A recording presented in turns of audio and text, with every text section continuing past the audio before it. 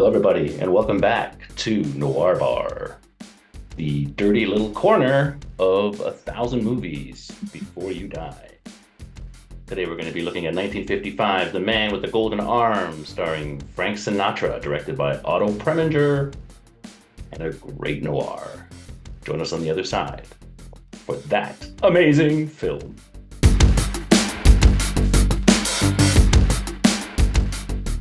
All right, guys, welcome back to the Noir Bar here on 1,000 Movies Before You Die, where we cover all things noir and what those films are. All right, today we're going to be looking at a great film, Frank Sinatra's second film in sort of his comeback run, early 1950s. Frank Sinatra, who had been a sort of a crooner for teeny boppers and was getting into his film career. In the early 1950s, he found his career, going down a little bit.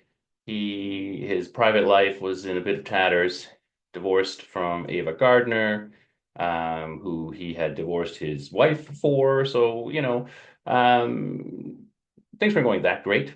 And then he lands a great part in 1953, where he plays Maggio in From Here to Eternity, a role that I guess he really lobbied to get. He did get it and proved that he should have got it because he won the Best Supporting Actor role for that. And that really righted his career. His singing career started to take off again. And then he landed this role, Otto Preminger's The Man with the Golden Arm. I believe Otto Preminger or somebody wanted to get Marlon Brando, but oh no, and it was Preminger who insisted on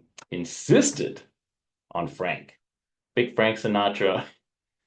He's never been called that, I don't think. Little Frankie Sinatra does good in this one. So again, Otto Preminger, was right here because he gets the Best Supporting Actor, sorry, the Best Actor nomination for this one. So he won Best Supporting Actor for From Here to Eternity. And then his next film, this one, The Man with the Golden Arm in 55, he gets the nod for Best Actor. He doesn't win that one.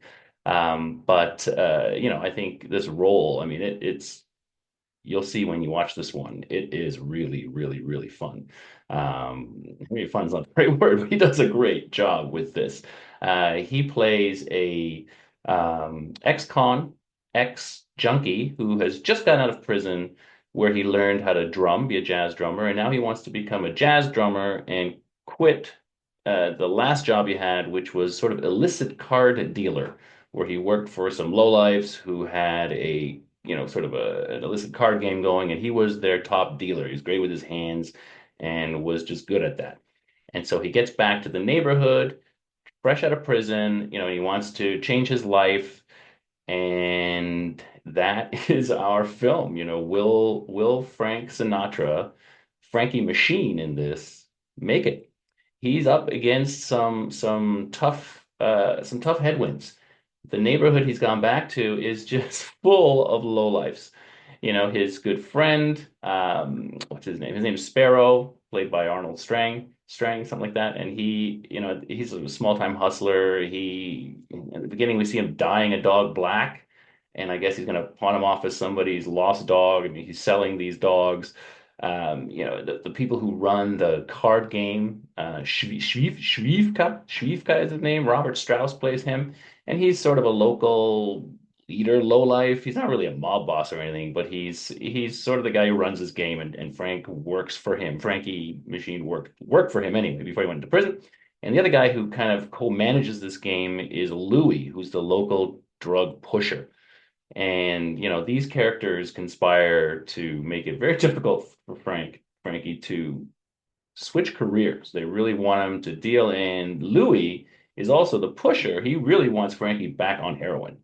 And he is going to offer him free heroin every time something's going wrong. He's there saying, "Hey, come on over to my place. I'm going to hook you up." And he's desperately trying to get him back on heroin because I guess Frankie was a great customer.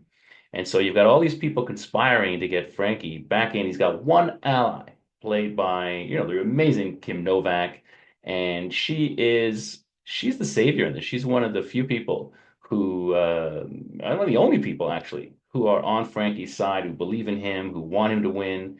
and who are there to help him. She's his ex-girlfriend. Now, this is Kim Novak's fourth credited role.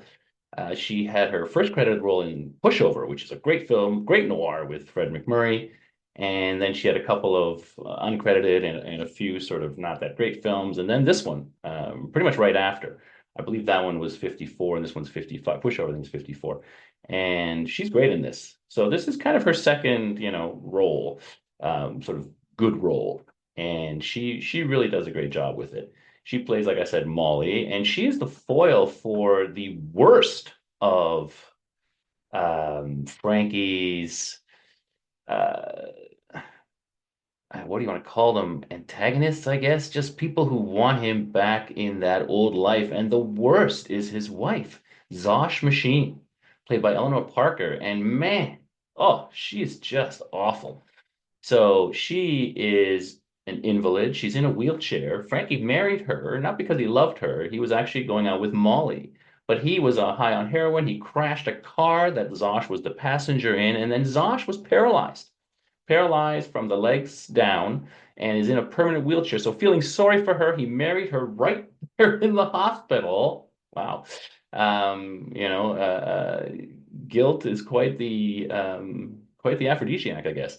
And so she is clinging, self-centered, needy, um, just negative, just keeps telling him, you're like, just, you're not going to be a drummer. No one's going to call you back. Go back dealing, go back, dealing cards for Schwiefka, and just wants to cling on to him, hang on to him desperately, and will do anything to keep him attached to her. Now, I know you're thinking, wait a minute, didn't you say she's an invalid? She's in a wheelchair? I mean, what? What are you, Richard Widmark? You gonna throw her down the stairs? You're throwing her under the bus? You will wait and see on the other side of this intro. You're going to watch the movie and come back and you'll see that there's a little more to Zosh than meets the eye. And yeah, that's really a tough one for him. Married to, I guess the question really becomes what's the real monkey on his back? Is it Zosh or is it the heroine? She's really a piece of work. So on the other side of this film, we'll talk again about her. Oh, you bet. So enjoy this amazing film with some amazing actors, an amazing score by Elmer Bernstein, a great jazz score, which kind of fits, it's Frank Sinatra running around.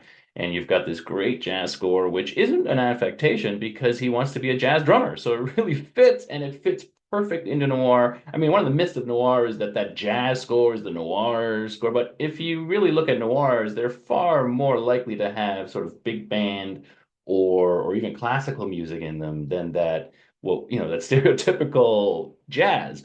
But in this, wow, that's really there and it's fantastic. So watch this great film. Join us on the flip side, on the outro, on the rear end, if you will, in the rear end of this particular review, where we will have some spoilers, some more discussions about the actors and actresses involved, as well as some stuff about the plot that I don't want to tell you right now. Enjoy this film. It is absolutely one of the 1,000 movies you should watch before you die, and it's a great noir.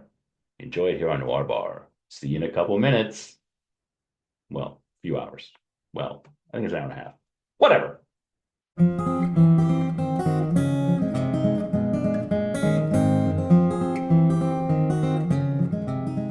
All right, guys, and welcome back. Wow. Wow. Now that is a hard-hitting film. This is a great film. I mean, Sinatra studied real addicts in an asylum to get that. Like he does a great job with it. From the just the addiction, the pining, the motion was the Motion Picture Association of America did not give this one a stamp of approval because it showed heroin addiction. I mean, how stupid were these people, right? I mean, this shows. I mean, if you're watching this film and you think, "Oh yeah, I want to do some heroin," you didn't watch this film. This film definitely does not make heroin look appealing in any way, shape, or form. I think a year after this, they changed their rules and it did end up getting a stamp of approval. But man, it really does show heroin addiction. The closest thing to this is Ray Milland in 1945. So a decade earlier shows alcohol addiction in The Lost Weekend. But that one has a bit of laughs to it. That Ray Milland, there's some funny bits in there, and there is some lightness. There's not that much lightness in this, right? I mean, it's just nasty. And what about Zosh? I mean, well, we'll get to her. Hold on, we'll get to her. Let's go back to the heroine. It's really realistic. And back then people wouldn't have known that. See, we've seen things like Train Spotting, and well, let's face it, we've seen tons of movies with heroin use in them. Most old movies, when they're using heroin and you watch the way they act after, it's clearly like cocaine. They're all excited. They're jumping around. I'm trying to think of an example of one. Maybe if you know one, put it in the comments. This is the first one where they actually act like like he's on heroin, right? Like at one point, everything's going well.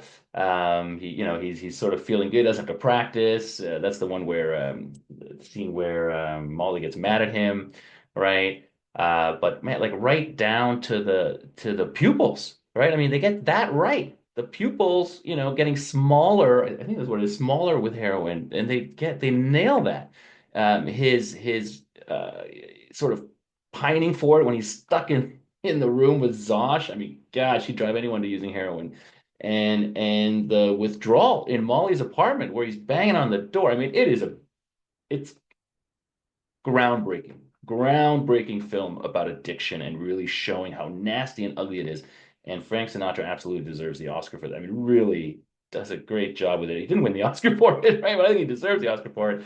Um, yeah, just really, really well done, right? I really like it. And then Zosh, I mean, come on, she makes. If you're ever, is this a film noir? I mean, it seems like a drama about a heroin addict. No, Zosh makes it a film noir. She's the femme fatale. She's the murderer, right? I mean, she brings all the noir to this.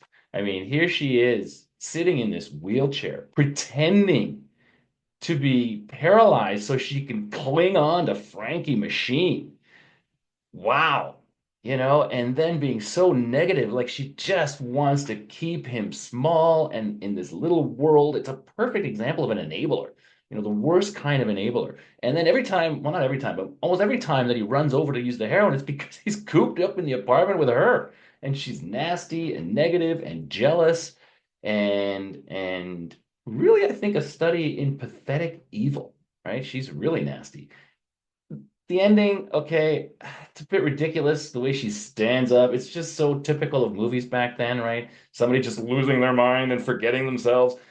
She stands up, which I think is ridiculous, all right? Like she's been in this wheel, she's been playing this act for quite a while, but she's just gonna forget all of a sudden. And then why couldn't she just be like, I wouldn't put it past her lying self to go, oh, I guess, that quack doctor worked, the quack doctor that he was paying for, right? Like she could have made something like, oh, I'm walking. I don't know. I think it's ridiculous. Uh, anyway, it's pretty satisfying that she does, get her come up and she gets them pretty harsh. But yeah, I think that ending was a little bit, bit of an easy, bit of an easy wrap up. But yes, I think she gives it those noir credentials for sure. Now, Kim Novak, she's obviously the savior in this. I mean, before she's helping him, she's looking after that other alcoholic guy, right, who is sort of in her life, and she's basically trying to save him as well.